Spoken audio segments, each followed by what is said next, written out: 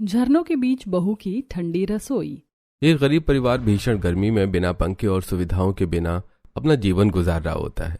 घर में चूल्हे पर खाना बनता है, जिसकी वजह से सब लोग गर्मी और धुएं से परेशान रहते हैं। घर की बड़ी बहू चूल्हे पर खाना बनाते हुए परेशान होती है। हे भगवान, कितनी गर्मी हो रही है। चूल्हे पर खाना बनाते बनाते जैसे आज मेरी जान ही निकल जाएगी। आंखों में भी धुएं की जलन बहुत हो रही है।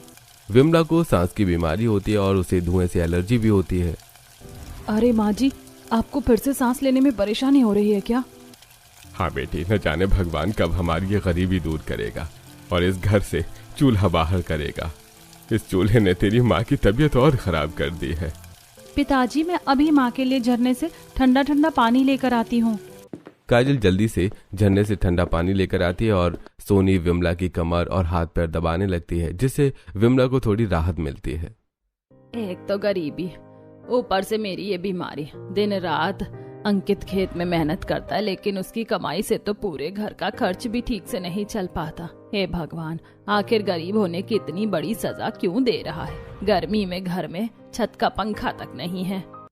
ऐसे ही धीरे धीरे शाम का वक्त हो जाता है और अंकित खेत से काम करके घर लौट आता है। सोनी अंकित को देखकर कहती है, अरे आज तो आप पूरे पसीने में भीग चुके हो। हाँ भाई, आज बहुत ही ज्यादा गर्मी थी। सच में मुझे तो बार बार खेत में काम करते हुए चक्कर आ रहे थे।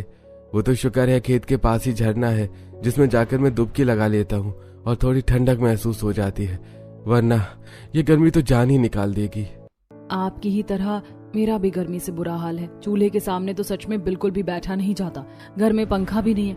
आज तो माँ जी की तबीयत भी बहुत ज्यादा खराब हो गई थी। अरे बेटा, जो होगा परमात्मा सब अच्छा ही करेगा। अब तुम सब लोगों के लिए खाना लगा दो।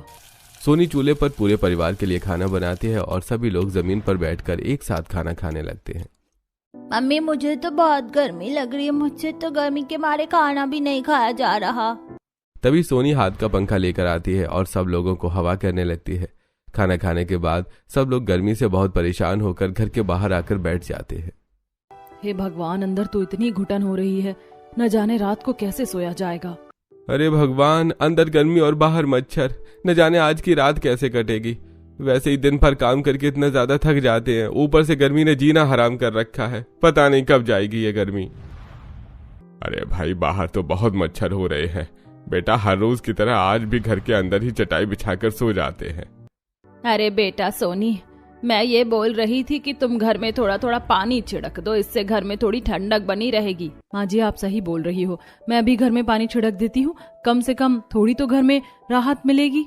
सोनी और काजल दोनों मिलकर और पूरे घर में छिड़क देती हैं, जिससे घर में थोड़ी ठंडक हो जाती है। लेकिन रात भर गर्मी और मच्छरों की वजह से उनकी नींद पूरी नहीं हो पाती। अगली सुबह सोनी जल्दी उठ जाती है और धूप निकलने से पहले ही घर के बाहर का आंगन साफ करने लगती है। हे भगवान, शुक्र है मैं धूप में निकलने से पहले ही आंगन साफ कर लेती हूँ, वरना धूप में तो बिल्कुल भी सफाई नहीं होती। तभी विमला भी उठ जाती है। अरे सोनी बहू, आज बड़ी गर्मी लग रही है, मेरे लिए तो गोंद का ठंडा शरबत बना देना। सोनी बाहर का सारा काम खत्म करने के बाद अंदर आती है और पूरे परिवार के लिए गोंद का ठंडा शरबत बनाती है, जिसे पीकर सब लोगों को थोड़ी राहत मिलती है।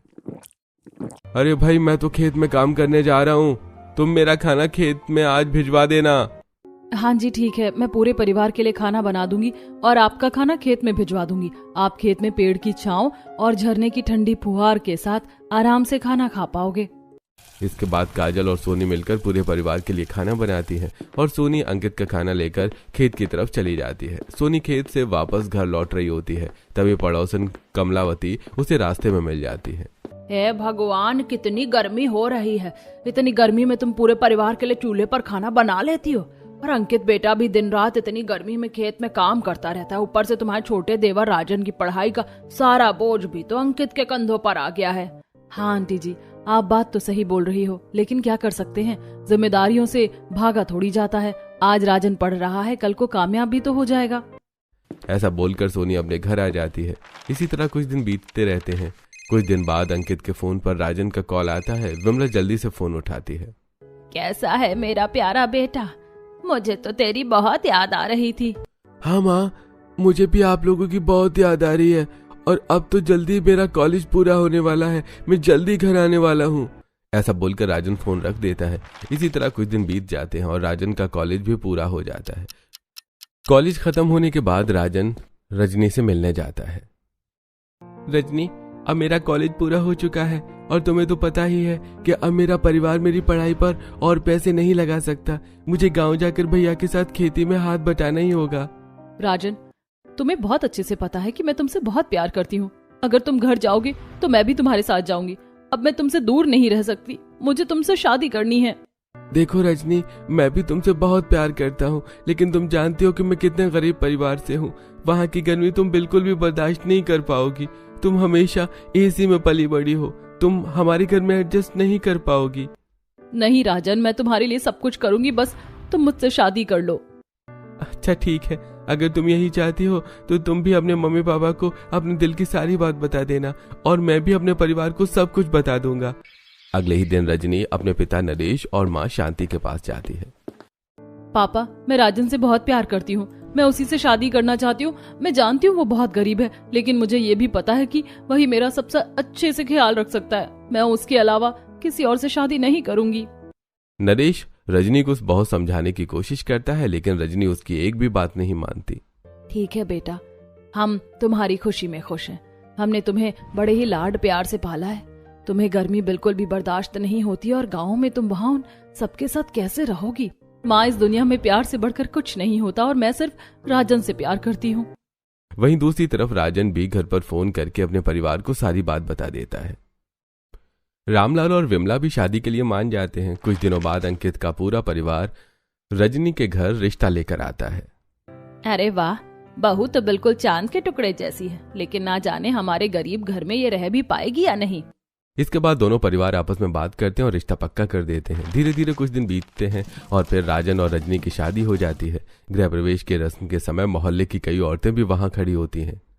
तो नई बहू बहुत अमीर घर से आई है और इधर देखो, इनके घर में तो पंखा तक नहीं है। मुझे नहीं लगता ये 4 दिन भी टिक पाएगी। हाँ बहन, तुम सही कह रही हो। इन गरीबों के घर में ये ज्यादा दिन नहीं रह पाएगी।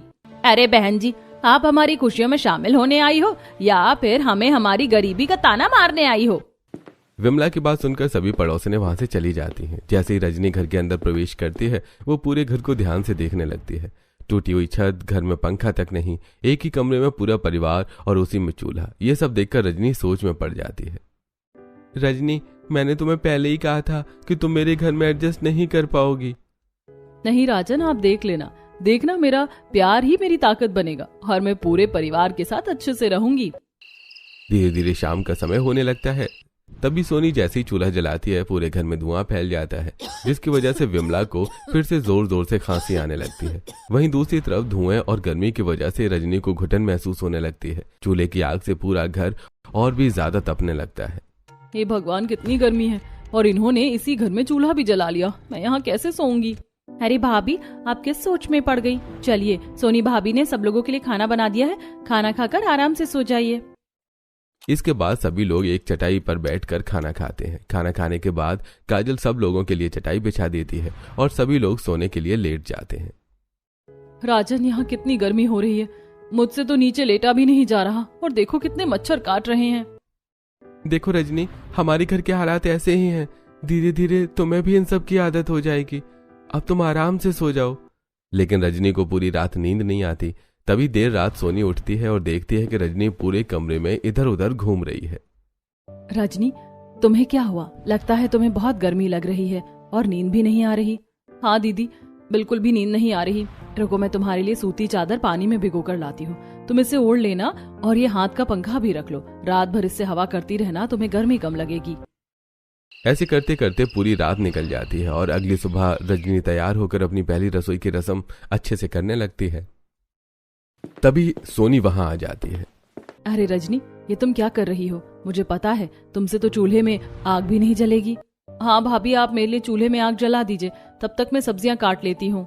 सोनी चूल्हे में आग जला देती है और उधर रजनी जल्दी जल्दी सारी सब्जियां काटने लगती है।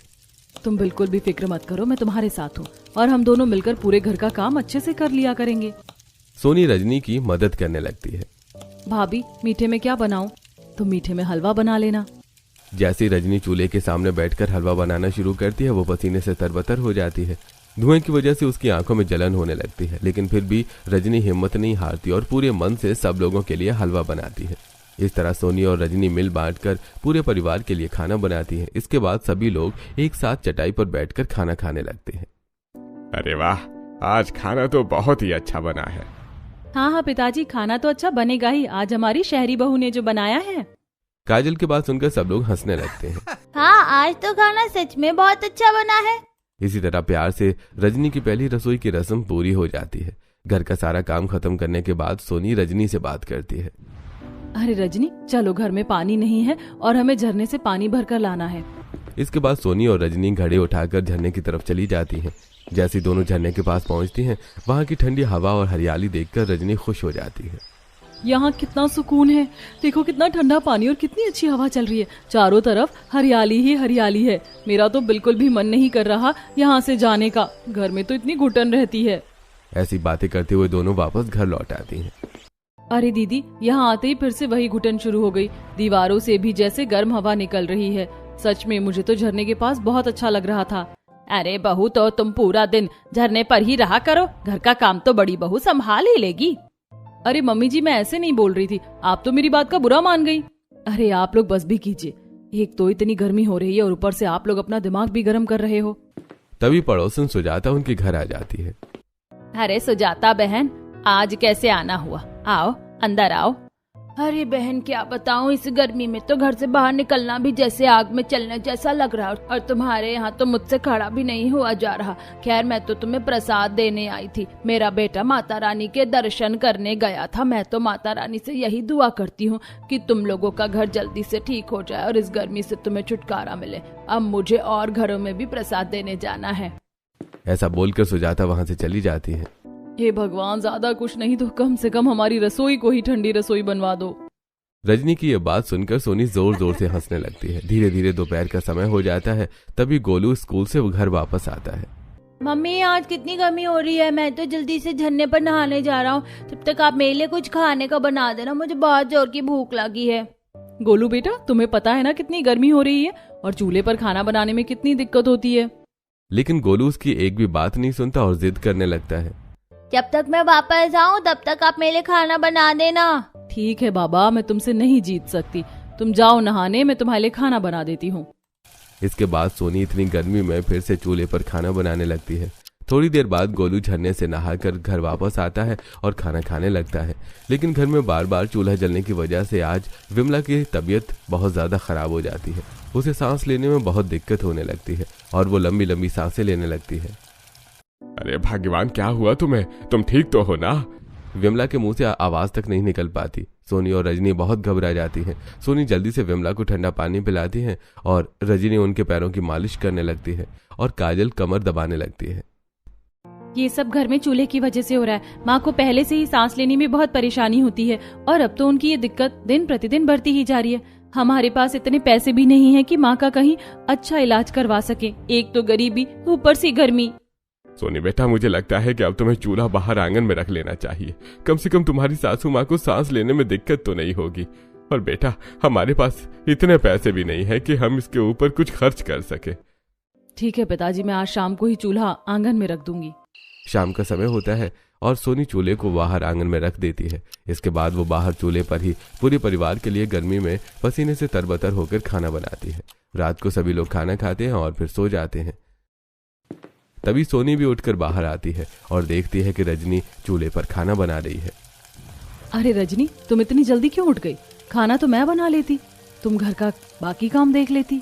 ठीक है भाभी, आप चूल्हे पर खाना बना लीजिए, मैं सब लोगों के कपड़े धो देती हूँ।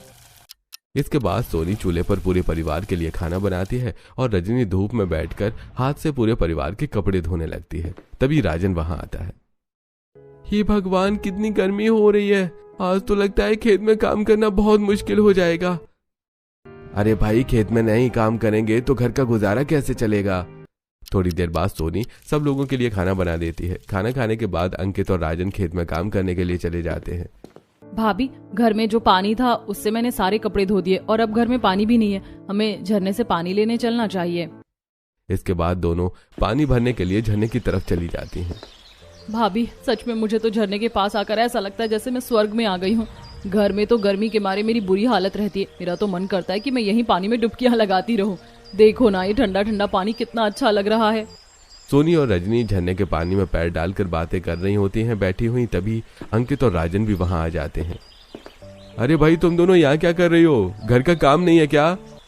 अरे हम तो अपना काम करके आए थे पानी लेने, लेकिन आप लोग यहाँ कैसे? अरे भाभी, बस पूछो मत, गर्मी से तो जान ही निकली जा रही है। हम तो यहाँ पानी पीने आए थे।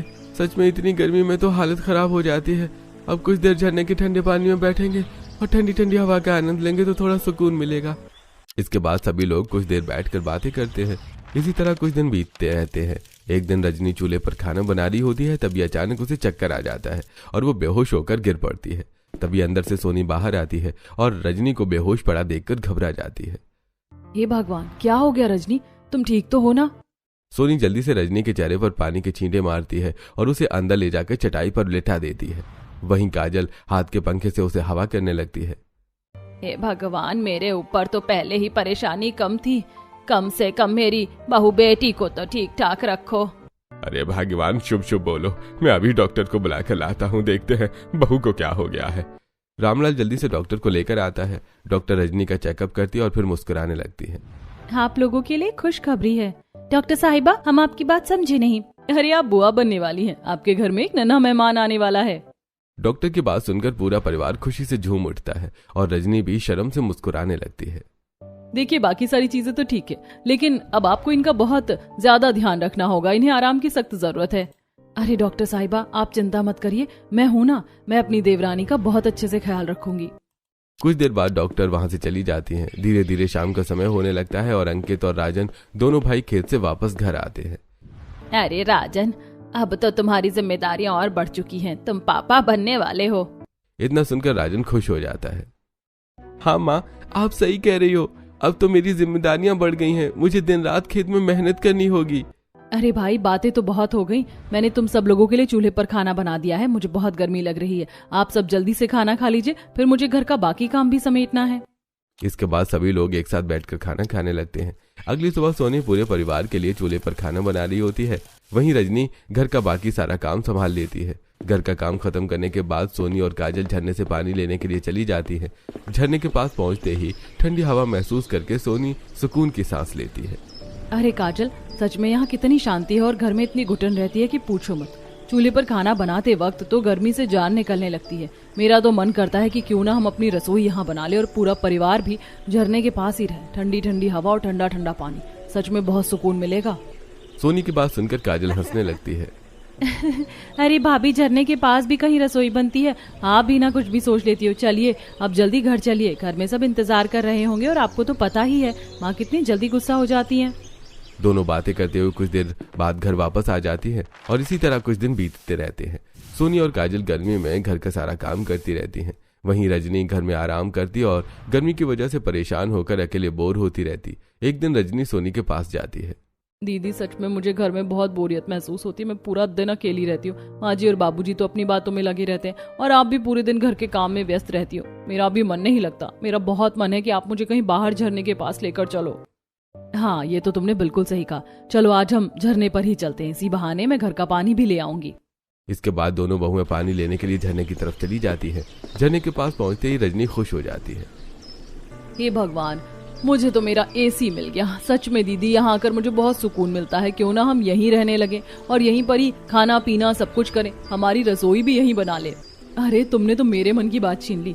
सच में गर्मी में खाना बनाने में बहुत दिक्कत होती है। मैं भी यही सोच रही थी कि खेत तो हमारे यहीं पास में ही है, तो क्यों ना हम अपनी रसोई यहीं बना ले। पूरा परिवार साथ बैठकर यहीं खाना खा लिया करेगा और दोनों भाई खेत में भी काम कर लिया करेंगे। कुछ देर बाद दोनों पानी पीकर घर वापस आ जाती हैं। दीदी, मैं अभी माँ जी से बात करती हूँ कि हम अपनी रसोई झरने के पास ही बना लेंगे। घर पहुंचते ही रजनी विमला के पास जाती है। माँ जी, हमने सोच लिया है कि हम अपनी रसोई झरने के पास ही बनाएंगे और उसे बिल्कुल ठंडी रसोई बनाएंगे। यहाँ घर में तो बहुत घुटन रहती है और चूल्हे के सामने खाना भी बिल्कुल नहीं बनाया जाता। ऊपर से धुएं की वजह से आपकी तबीयत भी खराब रहती है। डॉक्टर ने भी मुझे आराम करने और ताजी हवा में रहने के लिए कहा है। अरे बहू, तुम्हारा दिमाग खराब हो गया है क्या? आज से पहले कभी किसी ने झरने के पास ठंडी रसोई बनाई है क्या? तुम तो नए नए तरीके ढूंढती रहती हो। हाँ भाई, तुम्हारी सासू माँ सही कह रही है बेटा। लोग क्या कहेंगे कि इनके घर में रसोई भी नहीं है क्या, जो झरने के पास रसोई बनाकर रह रही हैं। पिताजी, आपको लोगों की फिक्र हो रही है, लेकिन मैं तो हम सबके भले के लिए ही सोच रही हूँ। धीरे धीरे रजनी और सोनी मिलकर विमला और रामलाल को मना लेते हैं। इसके बाद दोनों बहुएं अगले ही दिन से झरने के पास अपनी रसोई बनाने का सामान इकट्ठा करने लगती हैं।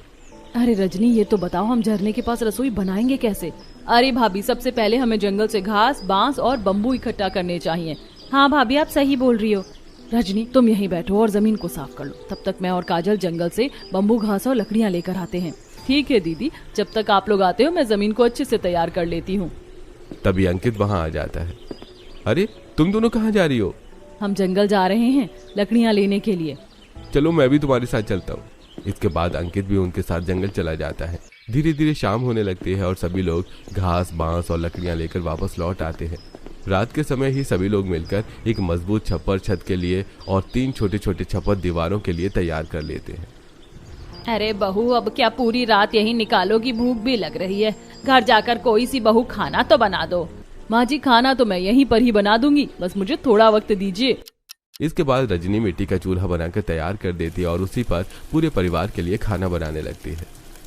हे भगवान, यहाँ कितना सुकून है। कम से कम ठंडी ठंडी हवा और चारों तरफ हरियाली देखकर मन को शांति तो मिल रही है। घर में तो चूल्हा जलाना जैसे महाभारत होता था, यहाँ तो धुआं भी हवा में तुरंत उड़ जा रहा है। धीरे धीरे रजनी पूरे परिवार के लिए खाना बना देती है और सभी लोग खाना खाते हैं। अगली सुबह दोनों बहुएं अपनी रसोई का सारा सामान, मिर्च, मसाले, तेल और सारे बर्तन झरने के पास बनी नई रसोई में ले आती हैं और वहां एक छोटी सी रसोई पूरी तरह तैयार कर लेती हैं। उसी के अंदर वो मिट्टी का चूल्हा रख देती हैं। अगली सुबह पड़ोसन सुजाता झरने के पास बनी उनकी नई रसोई देखने पहुंचती है। अरे वाह, तुम लोग गरीब होते ही हो, लेकिन ये क्या कर लिया, झरने के पास ही रसोई बनाने लगे। कुछ तो शर्म कर लेते। आंटी जी, आपको हमसे आखिर दिक्कत क्या है? और ये जमीन हमारे खेत के पास की है, हमने किसी और की जगह पर अपनी ठंडी रसोई नहीं बनाई है। रजनी की बात सुनकर सुजाता मुंह बनाकर वहां से चली जाती है। वहीं दूसरी तरफ सोनी, राजन और अंकित मिलकर रसोई को तैयार करने में लगे होते हैं।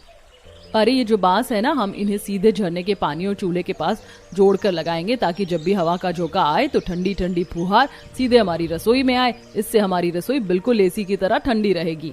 अरे भाग्यवान, तुम भी ना कोई जुगाड़ लगा ही लेती हो। लेकिन बात तो तुमने सही कही, ऐसा करने से हमारी रसोई सच में ठंडी रहेगी। वहीं दूसरी तरफ सोनी अंकित से बात करती है। क्यों ना आप कबाड़ी वाले के वहाँ से कुछ पुराने टायर और छोटे छोटे डिब्बे ले आओ। अरे उनका क्या करोगी? हम उनमें पेड़ पौधे लगाएंगे, इससे हमारी झरने वाली रसोई और भी ठंडी रहेगी और देखने में भी सुंदर लगेगी। साथ ही कुछ सब्जियां भी हो जाया करेंगी। अच्छा ठीक है, वही अभी लेकर आता हूँ। अंकित कबाड़ी वाले की दुकान पर जाता है और वहां से पुराने टायर और छोटे छोटे डिब्बे लेकर आता है। लो भाई, अब तुम्हें जो करना है करो। उसके बाद सोनी उन डिब्बों में मिट्टी भरकर बीज डाल देती है और रोज उनमें पानी देने लगती है। वहीं टायरों को आधा छत पर और आधा नीचे लटका देती है, जिन पर वो बेल चढ़ा देती है और धीरे धीरे कद्दू, लौकी और तोरई की बेलें बढ़ने लगती हैं। कुछ ही दिनों में छोटे छोटे पौधे और बेलें उगने लगती हैं। ये देखकर रजनी और सोनी बहुत खुश होती हैं। अरे वाह बहू, तुम लोगों ने तो सच में झरने के पास ठंडी रसोई बना ली और ये तो देखने में भी बहुत सुंदर लग रही है। वाह बहू, तुमने तो कमाल कर दिया। कहते हैं ना, मौके पर चौका मार दिया। एक तो झरना, ऊपर से तुमने अपनी रसोई भी यहीं बना ली, तुम्हारे खेत भी यहीं पास में है। अब तुम लोगों का सारा काम भी यहीं हो जाया करेगा। हाँ आंटी जी, लेकिन आपको देखकर मुझे एक बात याद आ गई। कौन सी बात? यही कि गिरगिट रंग कैसे बदलता है। उस दिन आप हमारी इतनी बुराई कर रही थी और आज देखो हमारी तारीफ कर रही हो। राजन की बात सुनकर सुजाता चुपचाप वहां से चली जाती है और सोनी और रजनी जोर जोर से हंसने लगते हैं। धीरे धीरे कुछ दिन बीतते रहते हैं और अब उनकी झरने वाली रसोई पूरी तरह ठंडी और सुंदर बन चुकी होती है। सभी लोग वहीं खाना खाते, बनाते और समय बिताते हैं। माँ, मैं तो यहाँ रोज खेला करूँगा और अपने स्कूल का काम भी यहीं किया करूँगा। धीरे धीरे रजनी की डिलीवरी का समय भी नजदीक आने लगता है। तभी एक दिन अचानक रजनी को तेज दर्द शुरू हो जाता है। रजनी जल्दी से गांव से दाई माँ को बुलाकर लाती है। दाई माँ रजनी को देखती हैं और कुछ ही देर बाद रजनी एक सुंदर से बेटे को जन्म देती है। घर में नन्हा मेहमान आने की वजह से पूरा परिवार खुशी से झूम उठता है। वहीं दूसरी तरफ अब विमला की सास की बीमारी भी पहले से काफी कम हो चुकी होती है।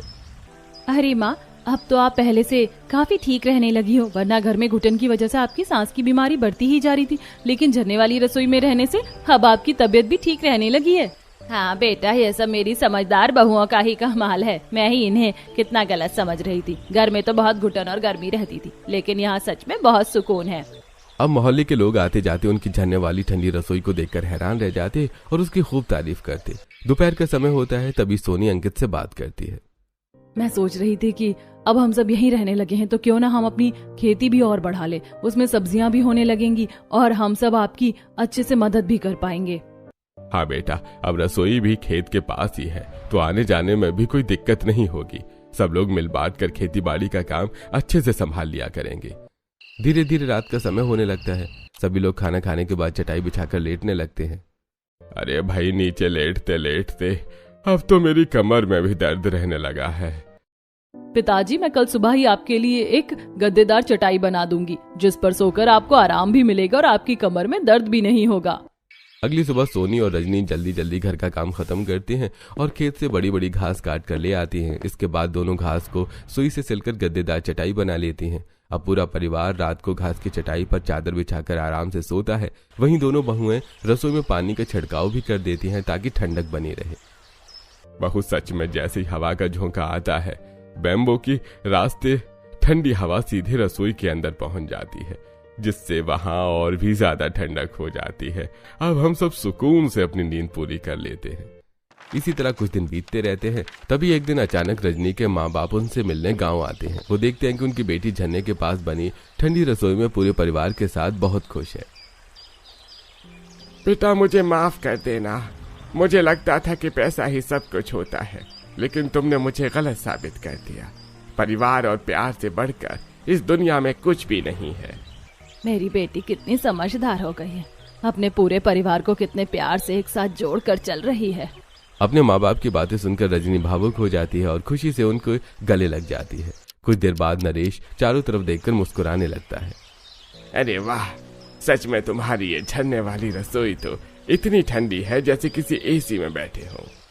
कुछ देर बैठने के बाद नरेश और शांति वहां से वापस चले जाते हैं। अब पूरा परिवार अपनी झरने वाली ठंडी रसोई में हंसी खुशी और सुकून के साथ जीवन बिताने लगता है। कहते हैं, अगर इंसान के अंदर कुछ करने की लगन और हिम्मत हो तो वो हर मुश्किल का हल निकाल ही लेता है। जैसे रजनी और सोनी बहू ने मिलकर अपनी झरने के पास ठंडी रसोई बना ली।